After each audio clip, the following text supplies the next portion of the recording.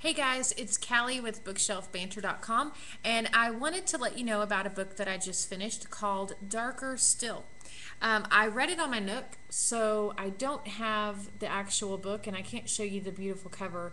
It's beautiful even on the Nook, if you would agree. I think that you would even, I've seen it in person at the bookstore, and it's gorgeous.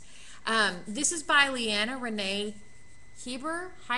I'm not quite sure. Maybe I should have Googled that. But anyway, you can find it in the young adult section. It is romantic, it is paranormal, it is historical fiction. I think that you guys will love it, especially if you love history. And again, the paranormal aspect of it, I wasn't quite sure what to expect. It does, just as the title insinuates, it does have darker themes. And I think that most people that read it, young adult wise, if you're around 15 or 16, it should be pretty easy to process. I think that the author does an awesome job of just really melding different cultures to just to explain how the rituals are done. And it all sounds crazy right now the way I'm talking about it. But essentially, there is a young teenage girl in New York City, and it's 1880, and she is mute, and she becomes mute after a tragic accident, and she loses her mother.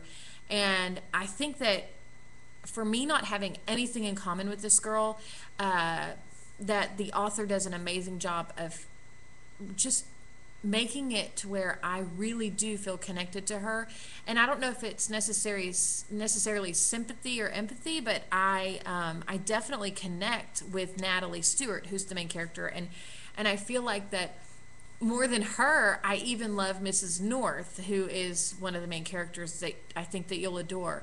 The whole point of the story is that she is involved in witnessing or seeing this piece of art that Mrs. North purchases, and it's beautiful, and it's of a young man. And she comes to find that the young man is actually stuck in this painting. His spirit is. So she goes and tries to figure out what's the matter, why he's stuck in the portrait, and then tries to release him.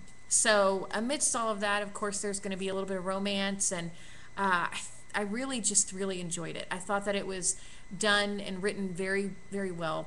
It is from a diary's perspective. It's actually from Natalie's perspective and what she writes in her diary. So you're following her along on this journey through her words, and it's after the fact. Like she's writing about it as she goes along through the process of all of this. So it's a little different as far as reading it than most YA novels right now, and I actually enjoyed just the difficulty in trying to keep up and figuring out where she is and when it is and all of that. So to me, it seemed almost like a piece of the puzzle that I was supposed to be putting together while she's solving this mystery. So again, it's Darker Still. It's Leanna Renee Hieber. I really am sorry, I don't know that. And you can read my review. It's a little bit more detailed on BookshelfBanter.com. And I think that's it. I am looking forward to reading a few more books over the next few weeks and letting you know what I think about them. And I know that Crystal and Stephanie and Kelly are working hard to bring you guys some reviews. So we really hope that you're enjoying what you are watching and reading, and we'll see you over there on BookshelfBanter.com.